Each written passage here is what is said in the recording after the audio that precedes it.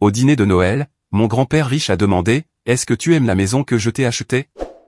J'ai cligné des yeux et je lui ai demandé en retour « Quelle maison ?» Ma mère s'est figée. Grand-père s'est levé, s'est tourné vers mes parents et a hurlé « Montrez-moi l'acte de propriété, maintenant !» J'ai toujours cru que ma famille était différente. Nous n'étions pas riches, mais nous avions quelque chose de mieux. Ou du moins, c'est ce que je pensais. Nous avions l'honnêteté. Nous avions les uns les autres. En grandissant dans un appartement exigu de 2 chambres à Cleveland, mes parents m'ont inculqué l'importance de l'intégrité avant tout. Mon père faisait des doubles quarts à l'entrepôt, et ma mère nettoyait des maisons pour des familles riches à l'autre bout de la ville. Ils ont tout sacrifié pour que je puisse aller à l'université, pour que je puisse devenir quelque chose de plus que ce que la vie leur avait donné. Mon nom n'a pas d'importance pour cette histoire. Ce qui compte, c'est ce qui s'est passé à Noël dernier, et comment un seul dîner a démêlé 26 ans de mensonges soigneusement construits. Grand-père Harold était le patriarche de notre famille, un millionnaire autodidacte qui a bâti sa fortune dans l'immobilier commercial au cours des années 1980. Il avait grandi pendant la Grande Dépression, avait vu son propre père tout perdre, et avait juré qu'il ne laisserait jamais sa famille subir le même sort. Au moment où je suis né, grand-père Harold avait amassé une fortune valant plusieurs millions d'euros, bien qu'on ne l'aurait jamais deviné en le regardant. Il conduisait une camionnette vieille de 15 ans, portait des chemises en flanelle de chez Goodwill, et vivait dans la même maison modeste qu'il avait achetée en 1972. Ma grand-mère est décédée quand j'avais 7 ans, et après cela, grand-père Harold est devenu plus réservé, moins sociable qu'il ne l'avait été auparavant. Il se présentait pour les fêtes, faisait des chèques pour les anniversaires, et m'emmenait occasionnellement pêcher au lac près de sa propriété. Il maintenait toujours ses intérêts commerciaux et assistait aux réunions lorsque c'était nécessaire, mais l'homme jovial, qui avait autrefois organisé des barbecues d'été élaborés, s'était retiré dans une existence plus calme. Ces parties de pêche étaient sacrées pour moi, juste nous deux assis dans son bateau en aluminium, parlant de la vie, des rêves et de tout ce qu'il y a entre les deux. Il m'a appris à appâter un hameçon sans sourciller, à lire l'eau pour repérer des signes de bar, et à m'asseoir dans un silence confortable sans ressentir le besoin de remplir chaque instant de bruit. Un après-midi d'été, quand j'avais 12 ans, nous n'avons rien attrapé pendant 6 heures d'affilée. Les poissons ne mordaient tout simplement pas, et un homme moindre aurait plié bagage et arrêté sa journée. Au lieu de cela, grand-père Harold a ouvert 2 bières de racines de sa glacière, m'en a tendu une, et a dit quelque chose que j'ai gardé avec moi depuis. La plupart des gens pensent que la pêche, c'est la prise, a-t-il dit, regardant le soleil descendre vers la ligne des arbres. Ils mesurent le succès par ce qu'ils ramènent à la maison. Mais les vrais pêcheurs savent mieux. C'est une question de patience, de comprendre que certaines choses ne peuvent pas être précipitées ou forcées. Les poissons viennent quand ils sont prêts, pas quand tu l'exiges. À l'époque, je pensais qu'il parlait juste de pêche. Des années plus tard, j'ai réalisé qu'il m'enseignait quelque chose de bien plus précieux sur la vie elle-même. Ma relation avec mes parents pendant ces années était compliquée d'une manière que je n'ai pas pleinement reconnue jusqu'à beaucoup plus tard. Ils m'aimaient, je n'en ai jamais douté. Mais il y avait toujours un sous-entendu de quelque chose d'autre, une tension que je ne pouvais pas tout à fait nommer. Ma mère me regardait parfois avec une expression qui ressemblait presque à de la jalousie quand je revenais de mes parties de pêche avec grand-père Harold. Mon père faisait des commentaires sur combien il devait être agréable d'avoir un parent riche qui pouvait se permettre des loisirs tranquilles, tandis que d'autres travaillaient jusqu'à l'épuisement. J'ai rejeté ces moments comme des frictions familiales normales. Chaque famille a ses tensions, ses ressentiments non dits. Les nôtres semblaient légères comparées aux histoires d'horreur que mes amis partageaient sur leurs propres proches. Ce que je n'ai pas compris, c'est que mes parents luttaient financièrement depuis des années. Ils le cachaient bien, maintenant les apparences avec des cartes de crédit, de petits prêts, et le désespoir silencieux de personnes qui refusaient d'admettre qu'elles se noyaient. L'appartement dans lequel nous vivions était à loyer contrôlé, un coup de chance des décennies passées, mais tout le reste tenait avec de l'espoir, des prières et une dette croissante. Grand-père Harold leur a proposé de l'aide à de nombreuses reprises. Il faisait des chèques pour les anniversaires et les fêtes toujours généreux, toujours avec une douce suggestion qu'ils utilisent l'argent pour des choses pratiques. Mes parents le remerciaient profusément, promettaient d'être responsables, et dépensaient ensuite l'argent pour des choses qui les faisaient se sentir moins pauvres, une nouvelle télévision, des dîners au restaurant, des vêtements de marque au lieu des alternatives des magasins discount. J'ai appris ce schéma beaucoup plus tard, en assemblant les pièces à partir des relevés bancaires et des vieilles correspondances qui ont fait surface pendant le procès. Mes parents avaient développé l'habitude de traiter la générosité de grand-père Harold comme leur filet de sécurité personnelle, ne parvenant jamais tout à fait à voler de leurs propres ailes. Quand j'ai eu 18 ans, grand-père Harold m'a fait asseoir après ma fête de fin d'études secondaires et m'a dit quelque chose que je n'oublierai jamais. Ses mains usées tremblaient légèrement alors qu'il tenait les miennes, ses yeux bleus larmoyants mais déterminés. « J'ai mis de côté quelque chose de spécial pour toi, a-t-il dit. Une maison. Ce n'est rien de chic, mais c'est à toi, payé intégralement. Ta grand-mère et moi l'avons achetée il y a des années comme propriété d'investissement, et nous avons toujours prévu de te la donner quand tu serais assez grande. Je voulais attendre que tu aies fini l'université, que tu sois installé, mais je ne rajeunis pas, sache juste qu'elle est là, à t'attendre. » J'ai pleuré ce jour-là, de vraies larmes coulant sur mon visage alors que j'étreignais cet homme qui avait travaillé toute sa vie pour s'assurer que sa famille ne lutterait jamais comme il l'avait fait. J'en ai parlé à mes parents ce soir-là, et la réaction de ma mère aurait dû être mon premier indice que quelque chose n'allait pas. Son visage est devenu pâle, et elle a rapidement changé de sujet pour parler de mes candidatures à l'université. La réponse de mon père était tout aussi étrange rétrospectivement. Il m'a criblé de questions sur la maison, où elle se trouvait exactement, dans quel état elle était, si grand-père Harold avait mentionné des détails spécifiques sur l'acte ou la fiducie. À l'époque, j'ai interprété son intérêt comme une préoccupation paternelle, voulant s'assurer que sa fille ne se préparait pas à une déception. Maintenant, je comprends qu'il rassemblait des renseignements, cataloguant un actif qu'il avait déjà commencé à voir comme une ressource familiale plutôt que comme mon héritage personnel. L'été avant mon départ pour l'Université d'État de l'Ohio, il s'est passé quelque chose que je n'ai commencé à comprendre que récemment. Mes parents m'ont fait asseoir à la table de la cuisine avec des expressions sérieuses et m'ont expliqué qu'ils avaient besoin d'emprunter de l'argent. Pas à moi directement, se sont-ils empressés d'ajouter, mais au pot commun familial. Grand-père Harold leur avait offert un prêt pour couvrir des dépenses imprévues, et il voulait ma bénédiction avant de l'accepter. Nous ne voudrions jamais que tu penses que nous profitons de la générosité de grand-père, a dit ma mère, les yeux écarquillés d'une sincérité pratiquée. La famille est de la famille, mais seulement si tout le monde est à l'aise avec l'arrangement. Je leur ai dit que bien sûr, j'étais à l'aise. Bien sûr, ils devaient accepter l'aide quand elle était offerte.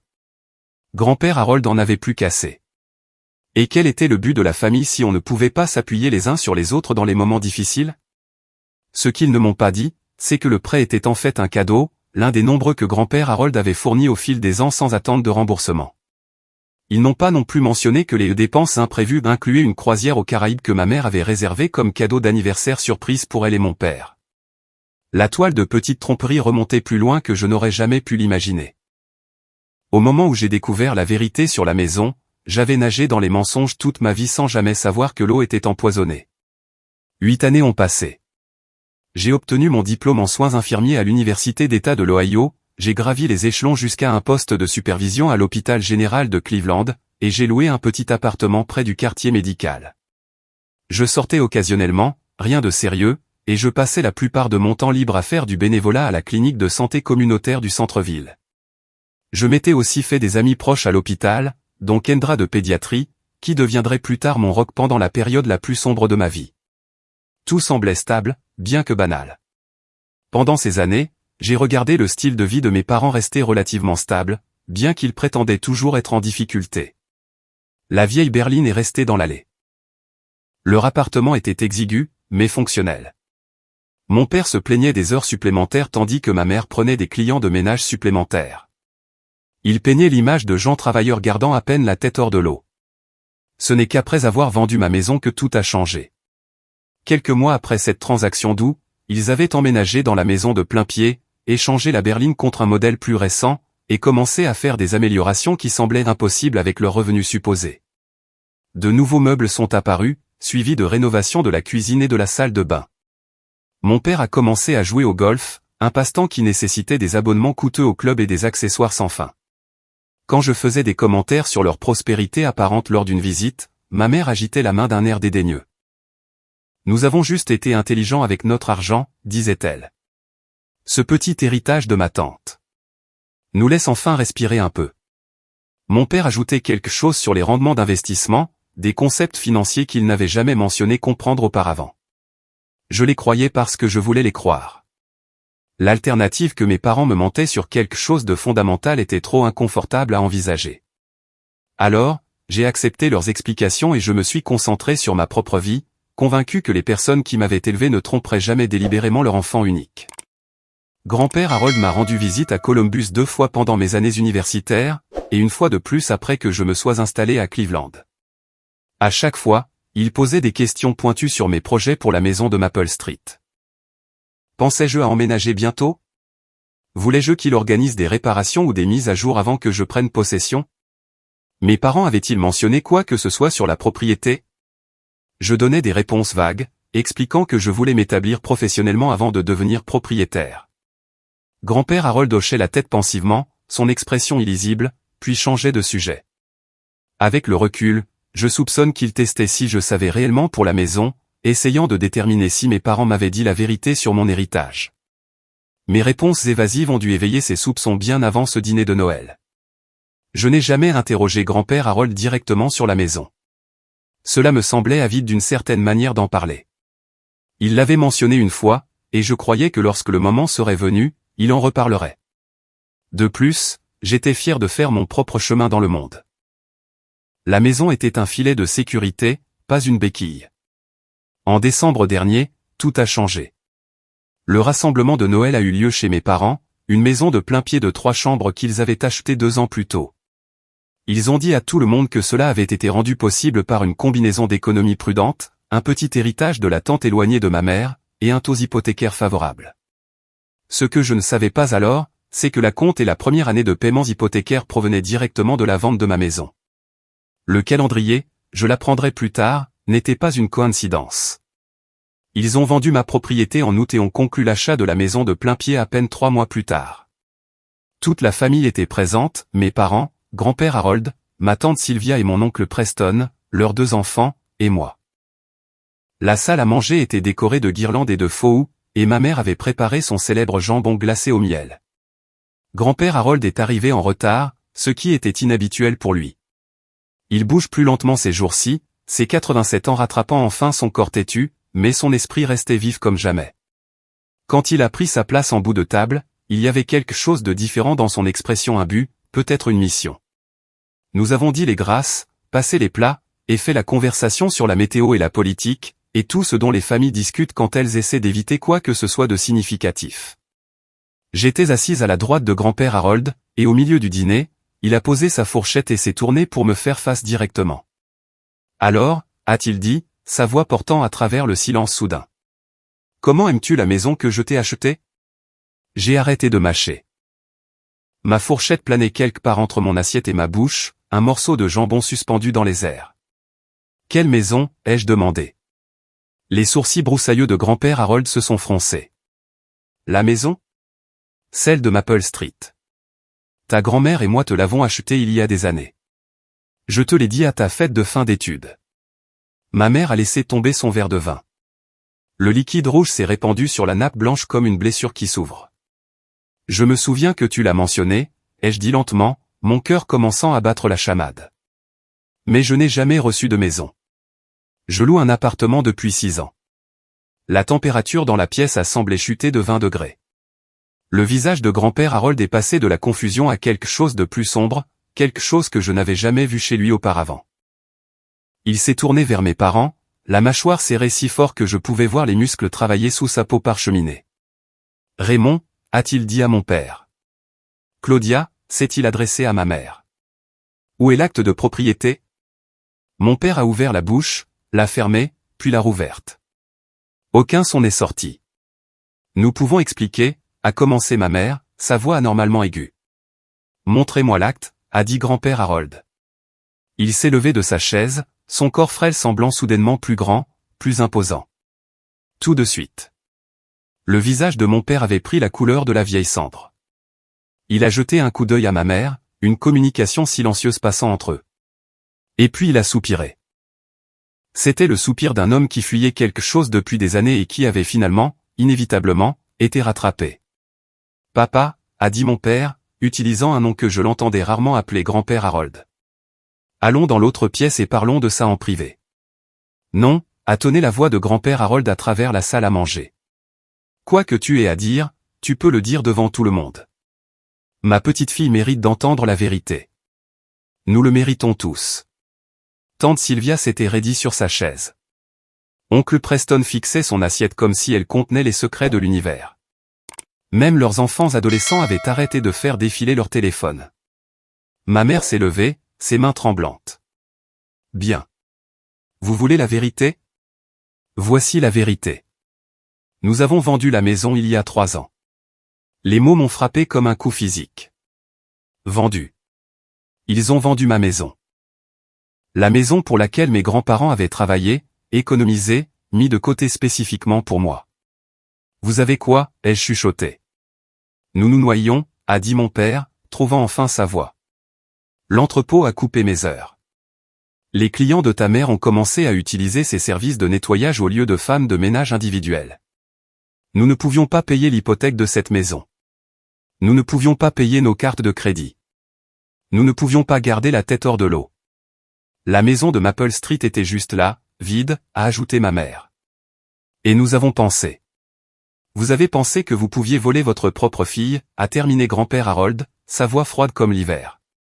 Nous ne l'avons pas volée, a protesté ma mère. Nous la gardions en fiducie pour elle jusqu'à ce qu'elle soit prête. Nous prévoyions de lui acheter une autre maison éventuellement, quelque chose de plus récent, quelque chose de mieux. Nous avions juste besoin de traverser une mauvaise passe d'abord. Je ne pouvais pas respirer. La pièce tournait, et j'ai saisi le bord de la table pour me stabiliser. La maison valait 320 000 €, a dit grand-père Harold, et le chiffre a atterri dans la pièce silencieuse comme une grenade. Je le sais parce que j'ai vérifié les registres de vente le mois dernier. Quelque chose semblait clocher quand vous continuiez à trouver des excuses pour expliquer pourquoi ma petite fille n'avait pas encore emménagé. Alors, j'ai creusé un peu. Il a fouillé dans la poche de sa veste et a sorti un morceau de papier plié. Ceci est une copie du transfert de propriété. Raymond et Claudia Mitchell vendant la propriété au 847 Maple Street à un acheteur privé pour 320 000 €. Date de règlement, 15 août, il y a presque 4 ans. Ma mère a commencé à pleurer de grands sanglots théâtraux qui auraient pu m'émouvoir autrefois, mais qui me donnaient maintenant seulement la nausée. Nous allions rembourser, a-t-elle gémi. Nous avions juste besoin de temps. Presque 4 ans, ai-je dit, trouvant enfin ma voix. Vous avez eu presque 4 ans. Avez-vous remboursé un seul euro? Le silence a répondu à ma question. J'ai repoussé ma chaise et je me suis levé.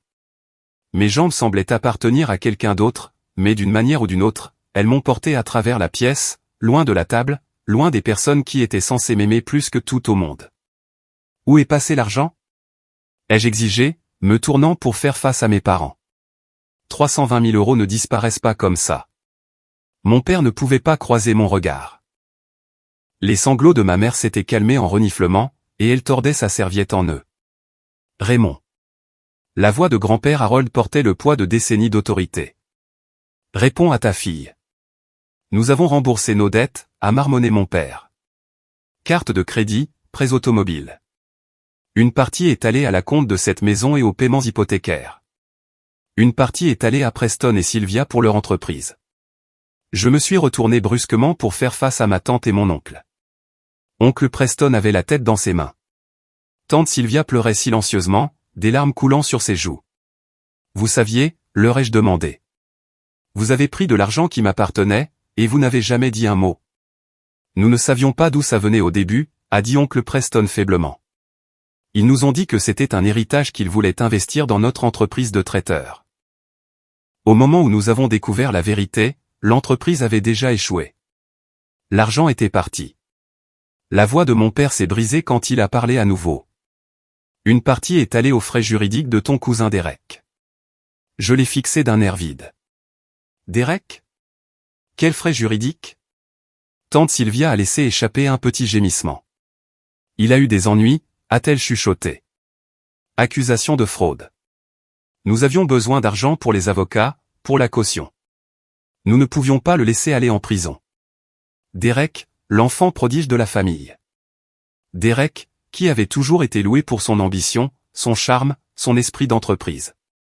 Apparemment, cet esprit d'entreprise s'était étendu à escroquer des investisseurs dans un système de crypto-monnaie qui s'est effondré de manière spectaculaire l'année dernière. Donc, laissez-moi bien comprendre, ai-je dit, ma voix étrangement calme. Mes grands-parents ont travaillé toute leur vie pour me donner quelque chose, une fondation, un départ et vous l'avez vendu pour payer vos propres erreurs, renflouer un criminel, et soutenir une entreprise en faillite. C'est bien ça? Personne n'a répondu.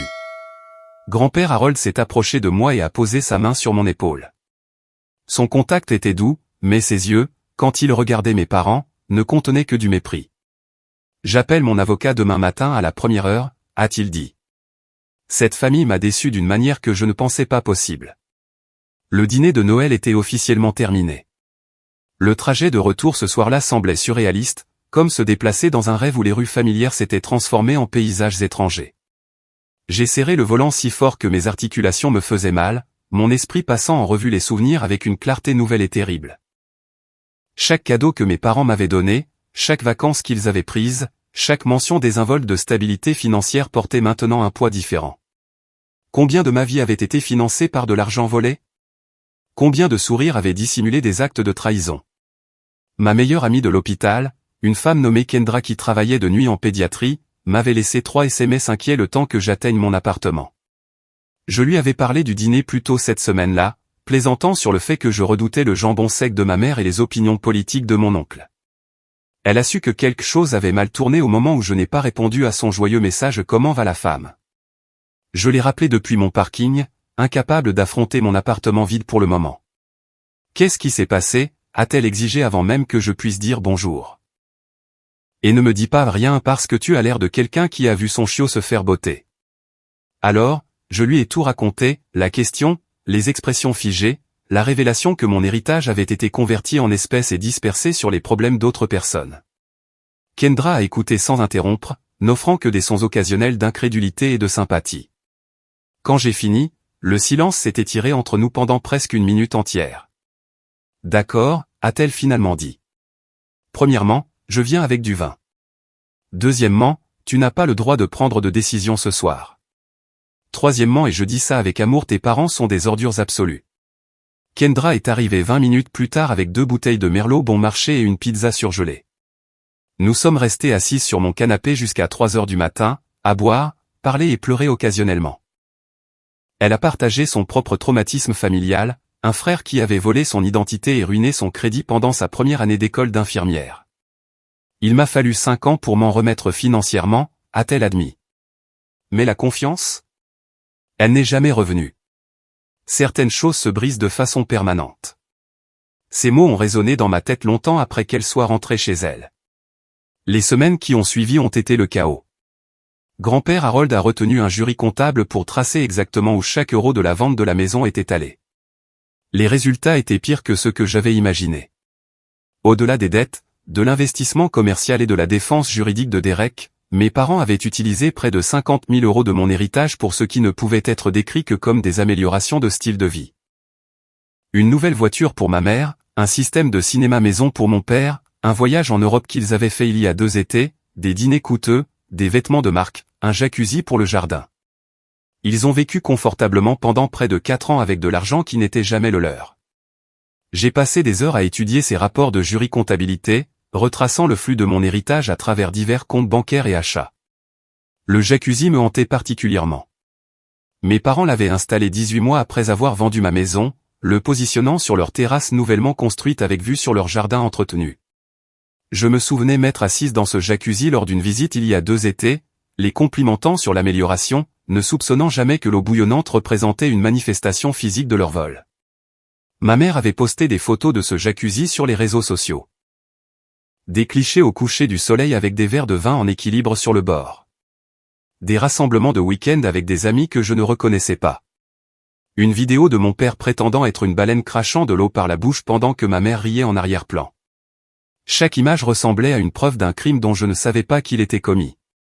Le voyage en Europe était presque pire. 2 semaines en Italie et en France, vol en première classe, hôtel de luxe, visite guidée de musées et de vignobles. Il m'avait envoyé des photos tout au long du voyage debout devant la Tour Eiffel et le Colisée, mangeant de la glace près de la fontaine de Trévi. J'aurais aimé que tu sois là. Ma mère avait envoyé par SMS à côté d'une photo de leur chambre d'hôtel surplombant la Méditerranée. Peut-être que la prochaine fois, nous pourrons tous y aller ensemble en famille. L'amère ironie de ce message m'a tenu éveillé pendant plusieurs nuits. Ils avaient financé leurs vacances de rêve avec mon héritage et m'avaient ensuite invité à les rejoindre pour de futurs voyages, probablement aussi financés par l'argent qu'ils m'avaient pris. Ce qui m'a le plus frappé, c'est la désinvolture de tout cela. Il n'y avait aucune trace de culpabilité ou d'hésitation sur ces photos. Aucun signe que mes parents ressentaient un quelconque conflit à profiter de l'argent volé. Ils souriaient avec un bonheur sincère, trinquaient à leur bonne fortune, et documentaient chaque instant pour la consommation publique. Soit ils s'étaient convaincus que leurs actions étaient justifiées, soit ils se fichaient simplement des implications morales tant que personne ne découvrait la vérité. Grand-père Harold a réécrit son testament en janvier. Mes parents et la famille de tante Sylvia ont été entièrement retirés. Chaque actif, chaque investissement, chaque propriété me reviendrait à sa mort, avec des dispositions spécifiques pour garantir qu'il ne pourrait jamais être touché par quelqu'un d'autre dans la famille. Mais grand-père Harold ne s'est pas contenté de changer ses plans successoraux. Il voulait justice. En février, il a intenté un procès civil contre mes parents pour fraude et détournement de biens. Le transfert, s'est-il avéré, avait impliqué des signatures falsifiées. Ma mère avait apparemment appris à 16 ans manipulant de la paperasse dans ses divers emplois de nettoyage pour reproduire de manière convaincante des documents officiels. La maison avait été détenue dans une fiducie avec mon nom comme bénéficiaire, et mes parents n'avaient aucun droit légal de la vendre sans ma connaissance et mon consentement. L'affaire a fait les nouvelles locales. J'étais mortifié au début, regardant le linge sale de ma famille étalé pour que tout Cleveland le voie. Les journalistes se sont particulièrement concentrés sur la façon dont mes parents avaient réussi à exécuter la vente à mon insu. La réponse révélée au cours de la phase de découverte était profondément troublante. Ma mère avait cultivé une relation avec une notaire qui travaillait dans l'une des maisons qu'elle nettoyait. Cette femme, confrontée à ses propres difficultés financières, avait accepté de notarier des documents falsifiés en échange de 5 000 €. Elle a à peine jeté un coup d'œil aux signatures, accepté l'argent liquide dans une enveloppe, et tamponné les papiers qui transféraient mon avenir à des étrangers. Elle a plus tard fait face à ses propres accusations criminelles pour son rôle dans la fraude. Mais ensuite, quelque chose d'inattendu s'est produit. Des gens m'ont contacté, d'anciens camarades de classe, des collègues, même des étrangers qui avaient lu l'affaire en ligne. Ils ont partagé leurs propres histoires de trahison familiale, de découverte que les personnes les plus proches d'eux avaient menti, volé, manipulé. Une femme nommée Patricia m'a envoyé un email via le formulaire de contact général de l'hôpital. Son père avait vidé son fonds d'études pour financer une deuxième famille dont personne ne connaissait l'existence. Un homme nommé Jérôme m'a trouvé sur les réseaux sociaux et a partagé comment ses frères et sœurs avaient convaincu leur mère âgée de céder sa maison avant de mourir, l'excluant complètement. Une adolescente nommée Desirée a envoyé une lettre manuscrite décrivant comment ses parents avaient pris chaque euro qu'elle avait gagné en travaillant dans la restauration rapide, promettant de l'économiser pour son avenir, pour le dépenser en dettes de jeu. Les histoires continuaient d'arriver, chacune plus déchirante que la précédente. J'ai commencé un dossier sur mon ordinateur pour les sauvegarder, tout en partie parce que je me sentais obligé d'honorer leur vulnérabilité, en partie parce que lire sur la douleur des autres rendait la mienne moins isolante. Un email s'est démarqué du reste. Il provenait d'un avocat à la retraite nommé Benjamin Ashford, qui avait passé 30 ans à se spécialiser dans la fraude successorale avant que des problèmes de santé ne forcent sa retraite. Il a proposé d'examiner mon dossier bénévolement, notant qu'il avait vu le procès de mon grand-père mentionné dans une newsletter juridique et s'était senti obligé d'aider.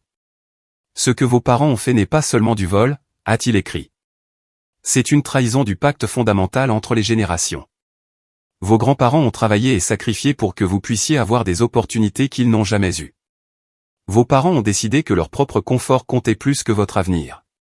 D'après mon expérience, de telles personnes changent rarement et acceptent rarement la responsabilité. Mais la justice est toujours possible, et vous méritez de l'avoir rendue. Benjamin est devenu un conseiller officieux tout au long du processus juridique, examinant les documents, expliquant les complexités procédurales et offrant un soutien émotionnel lorsque les procédures judiciaires devenaient accablantes. Il n'a jamais accepté de paiement malgré mes offres répétées. Considérez cela comme ma façon de donner un sens à une vie passée à être témoin de la destruction familiale, m'a-t-il dit lors d'une de nos conversations téléphoniques. J'ai vu trop de cas où la victime abandonne, se contente de moins que ce qu'elle mérite, ou se réconcilie prématurément parce que la pression familiale devient insupportable. Votre volonté d'aller jusqu'au bout me donne de l'espoir. Je n'étais pas seul. Je n'avais jamais été seul. Ma mère a essayé de me contacter constamment pendant cette période. Des messages vocaux en larmes, des SMS divagants, des lettres arrivant à la porte de mon appartement. Elle implorait le pardon, jurait qu'elle n'avait jamais voulu me faire de mal, promettait de arranger les choses. J'ai bloqué son numéro après le 15e message. Mon père a adopté une approche différente. Il a envoyé un seul email, court et précis, tu déchires cette famille pour de l'argent. J'espère que tu es fier de toi. J'étais fier de moi, en fait. Pour la première fois de ma vie, je défendais ce qui était juste au lieu de maintenir la paix. La décision de poursuivre une action en justice n'était pas simple. Il y avait des moments, surtout tard le soir quand le sommeil refusait de venir, où je me demandais si le combat en valait le coup. Pas le coût financier, que grand-père Harold insistait pour couvrir entièrement, mais le coût émotionnel de mener une guerre contre mes propres parents. Ma tante Sylvia a tenté une médiation en mars, m'appelant d'un numéro que je ne reconnaissais pas pour que je décroche réellement. Elle parlait avec les tons apaisants de quelqu'un qui avait répété son discours plusieurs fois. Ce procès déchire la famille, a-t-elle dit. Tes parents ont commis une terrible erreur. Je le sais. Mais ce sont toujours tes parents. Ils t'aiment toujours. Est-ce que l'argent vaut vraiment la peine de détruire ces relations pour toujours? Ils ont détruit ces relations, ai-je répondu, surprise par la fermeté de ma propre voix. Le procès n'est qu'une conséquence de leur choix. Mais les conséquences peuvent être modifiées, réduites. Nous pourrions nous asseoir ensemble, nous tous, et trouver une voie à suivre qui n'implique pas les tribunaux, les avocats et l'humiliation publique. Ton grand-père est un vieil homme. Veut-il vraiment passer ces dernières années consumées par les litiges? La manipulation était si évidente que j'ai presque ri. Grand-père Harold a intenté le procès, Sylvia. C'est lui qui pousse pour la responsabilité. Si tu veux plaider la clémence, je te suggère d'adresser ton appel à lui. Elle a raccroché sans dire au revoir. Oncle Preston a essayé une approche différente 2 semaines plus tard. Il s'est présenté à mon appartement à l'improviste, portant un dossier de documents et affichant une expression de contrition répétée. Je voulais te montrer le plan d'affaires, a-t-il expliqué, étalant des papiers sur ma table de cuisine sans invitation. L'entreprise de traiteur aurait pu marcher. Nous avions des clients alignés, des partenariats, des négociations. Une vraie voie vers la rentabilité. L'argent investi par tes parents n'a pas été gaspillé dans un projet frivole. C'était une opportunité commerciale légitime qui a simplement échoué. J'ai examiné les documents avec un détachement clinique. Des projections de revenus qui supposaient des taux de croissance impossibles. Des estimations de dépenses qui ignoraient des coûts évidents. Une analyse de marché qui citait des statistiques d'articles vieux de plus de 10 ans. Ce plan d'affaires est un fantasme, lui ai-je dit. Même moi je peux le voir, et je ne suis pas une experte en affaires. Avez-vous réellement montré cela à des investisseurs avant d'accepter l'argent de mes parents? Son silence a répondu à la question. Sors, ai-je dit. Et ne reviens pas, le procès a traîné tout au long du printemps et jusqu'à l'été. L'avocat de mes parents a essayé tous les trucs du manuel, arguant que le document de fiducie était ambigu, que mes parents avaient agi de bonne foi, que la prescription devrait s'appliquer. L'avocat de grand-père Harold, un requin en costume 3 pièces nommé Lawrence Burke, a démoli chaque argument méthodiquement. En août, presque 4 ans après que mes parents eurent vendu ma maison, un juge a statué en notre faveur. Mes parents ont été condamnés à payer une restitution complète de 320 000 €, plus les intérêts, plus les frais juridiques. Le total s'élevait à un peu plus de 400 000 €. Ils ne l'avaient pas, bien sûr. L'argent était parti depuis longtemps, dispersé aux 4 vents de leurs mauvaises décisions. Le juge a ordonné une saisie sur salaire et un privilège sur leur propriété. Ma maison d'enfance, la maison de plain-pied où ils avaient organisé ce dîner de Noël fatidique, devrait être vendue. La vente aux enchères a eu lieu un mardi gris d'octobre. Je n'y ai pas assisté, mais Kendra y est allée en mon nom, m'envoyant des mises à jour périodiques par SMS depuis le parking de l'autre côté de la rue. Environ 20 personnes ici, a-t-elle rapporté. Tes parents sont assis dans leur voiture. Ta mère pleure. Ton père a l'air d'avoir vieilli de 10 ans. Les enchères commencent bientôt.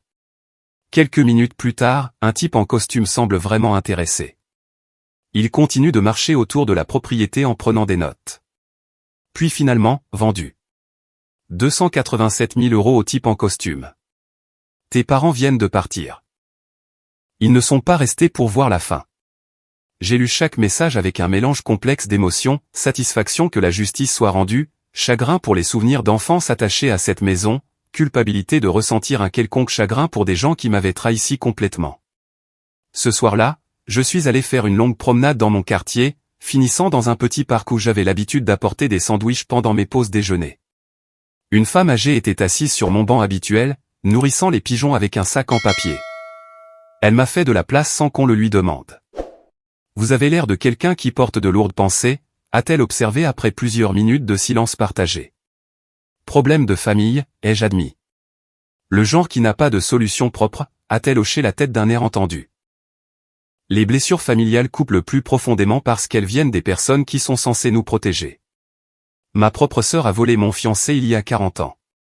Elle l'a épousé, a eu des enfants avec lui, a construit toute une vie sur mon chagrin. Il m'a fallu des décennies pour arrêter d'être en colère. Lui avez-vous jamais pardonné, ai-je demandé. La femme a considéré la question tout en dispersant une autre poignée de graines. Le pardon est un mot compliqué, a-t-elle dit. J'ai arrêté de lui souhaiter du mal. J'ai arrêté de rejouer notre confrontation dans ma tête tous les soirs. J'ai trouvé la paix avec qui je suis devenu à cause de ce qui s'est passé, plutôt qu'avec qui j'aurais pu être sans cette douleur. Si cela compte comme pardon. Honnêtement, je ne sais pas. Ces mots sont restés avec moi longtemps après que nous nous soyons séparés. Ma mère m'a appelé une dernière fois le jour où ils ont reçu le jugement. Es-tu heureuse maintenant ? A-t-elle hurlé dans ma messagerie vocale. Tu nous as détruits, tes propres parents. J'espère que tu peux vivre avec toi-même. J'ai supprimé le message sans répondre. Derek, le cousin d'Eric des accusations de fraude et des complots crypto, m'a contacté la même semaine. Il voulait s'excuser. Il a dit qu'il voulait réparer ses torts. Nous nous sommes rencontrés dans un café près du palais de justice. Il avait l'air plus vieux que ses 30 ans, usé par les batailles juridiques et la honte publique. Ses costumes coûteux avaient été remplacés par un pantalon kaki froissé et un polo qui avait connu des jours meilleurs. « Je n'ai jamais su que l'argent venait de toi », a-t-il dit, remuant son latte sans le boire. Mes parents m'ont dit que c'était de la succession de grand-père, un décaissement anticipé. J'étais tellement désespéré de ne pas aller en prison que je n'ai pas posé de questions. « Mais tu le sais maintenant », ai-je répondu. « Tu le sais depuis des mois. » Il a hoché la tête misérablement. J'ai essayé de trouver comment arranger ça. Les frais juridiques étaient de près de 100 000 €. Je n'ai plus ce genre d'argent. Je peux à peine me permettre ce café.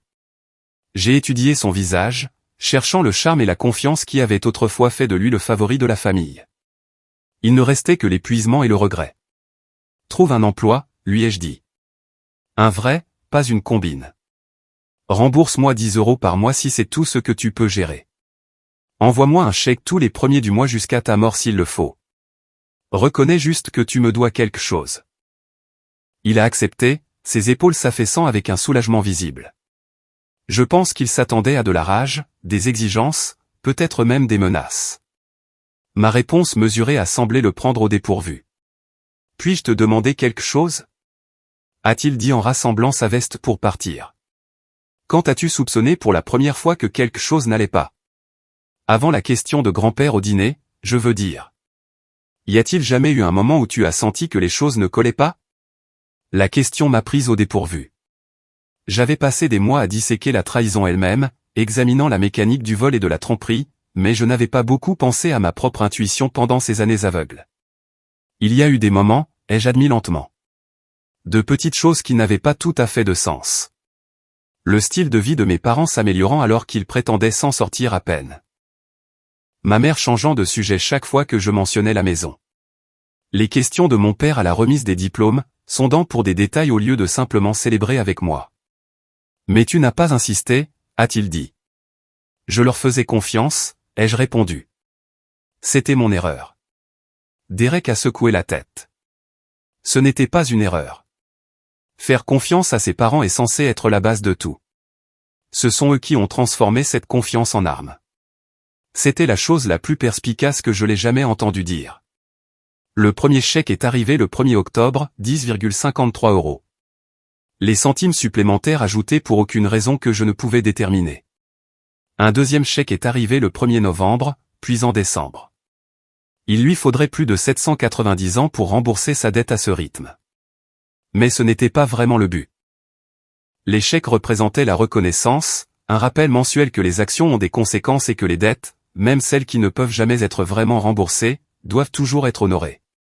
Grand-père Harold est décédé en novembre, paisiblement dans son sommeil. Le médecin a dit que son cœur avait simplement lâché. Je préférais penser qu'il avait accompli ce qu'il devait accomplir et décidé qu'il était temps de se reposer. Ses funérailles étaient petites, juste une poignée de vieux amis et associés d'affaires, plus moi. Mes parents n'ont pas été invités. La famille de tante Sylvia non plus. Le pasteur a parlé d'héritage et d'intégrité, et de la façon dont la vraie valeur d'un homme se mesure non par ce qu'il accumule, mais par ce qu'il transmet. Par la suite, lors de la réception tenue dans le salon modeste de grand-père Harold, j'ai rencontré des gens qu'il avait connus d'une manière que je n'avais jamais connue.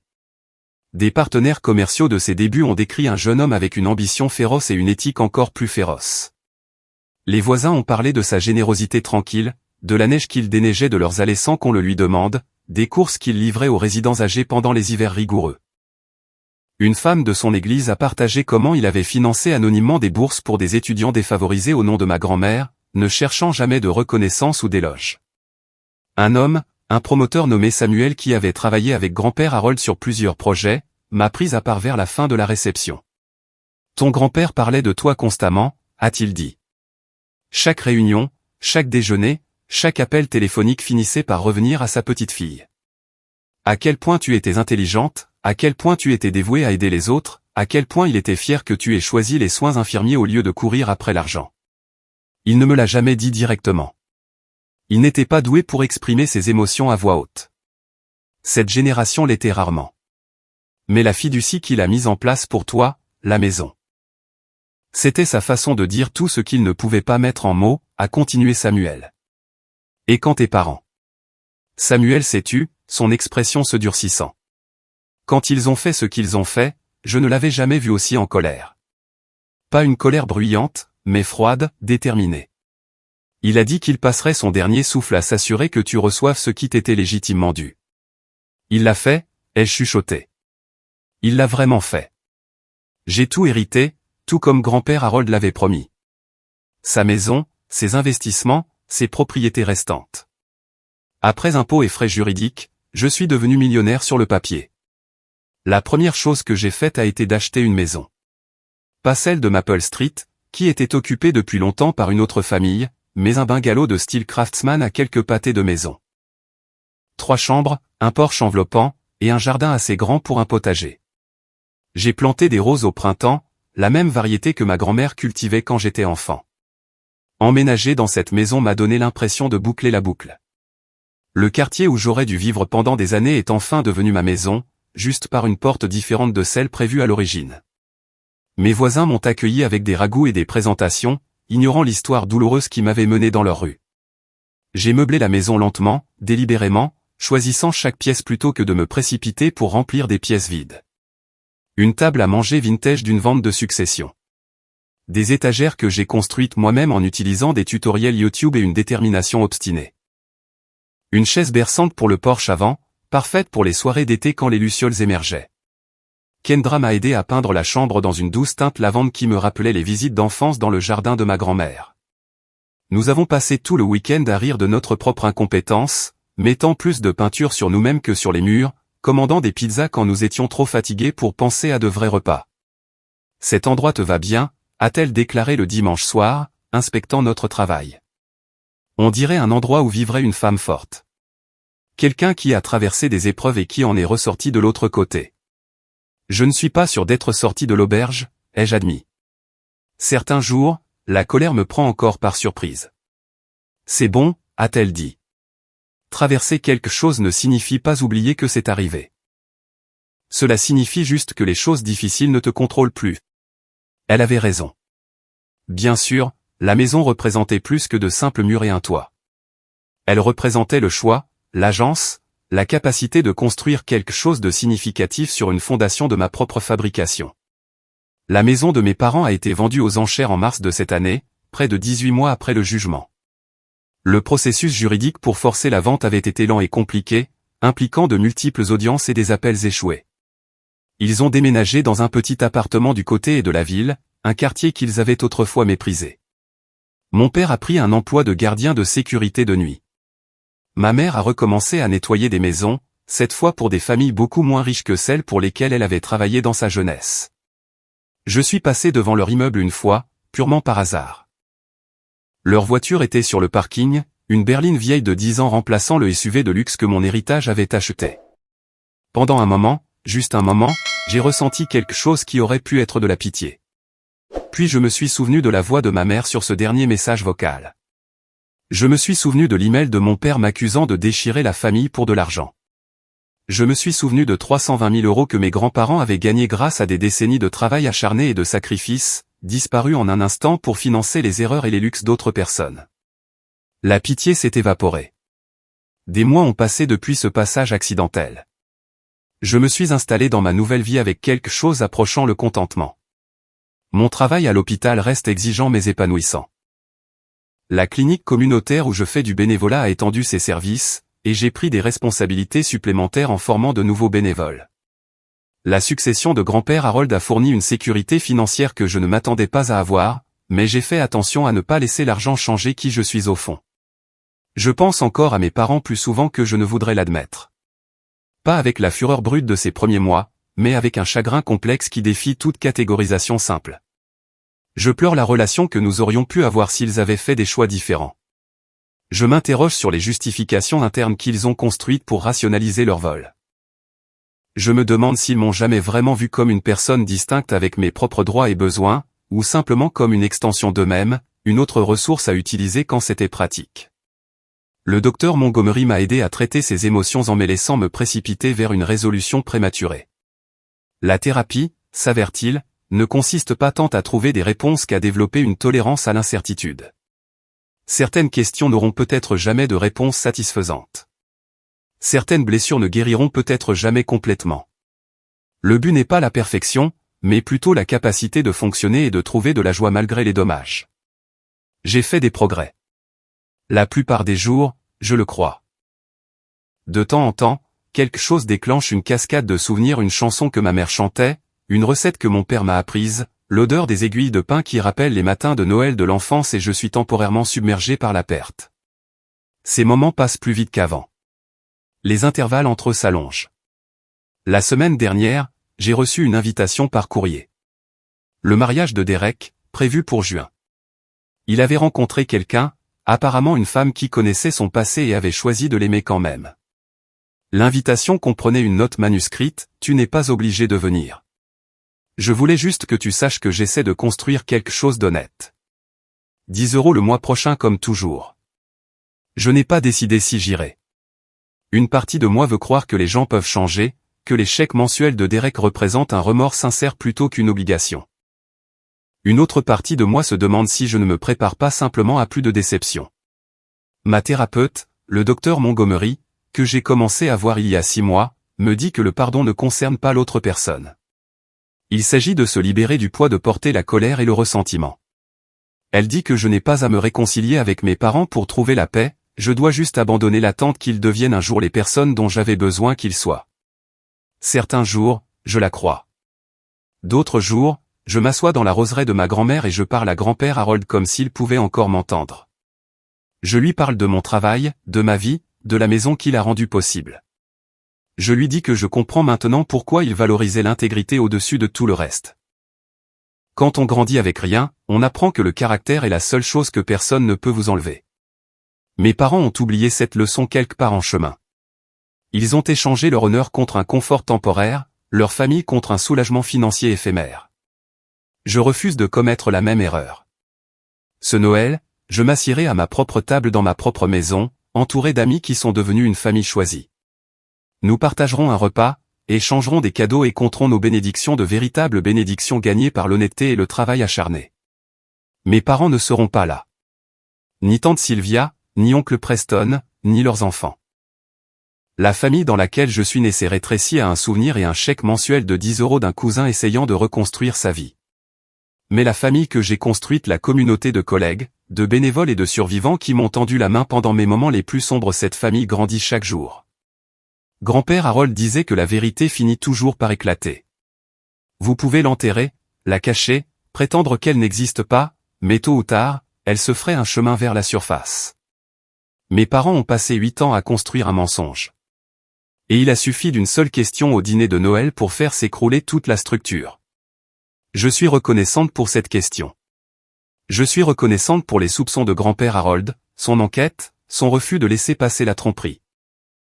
Par-dessus tout, je suis reconnaissante qu'il ait vécu assez longtemps pour voir la justice rendue, pour savoir que son héritage atteindrait finalement sa destination prévue. La maison de Maple Street a disparu. L'argent qui aurait dû être ma fondation a été dilapidé il y a des années. Mais j'ai construit ma propre fondation brique par brique, et elle est plus solide que tout ce que quiconque aurait pu me donner. C'est le véritable héritage que grand-père Harold a laissé derrière lui.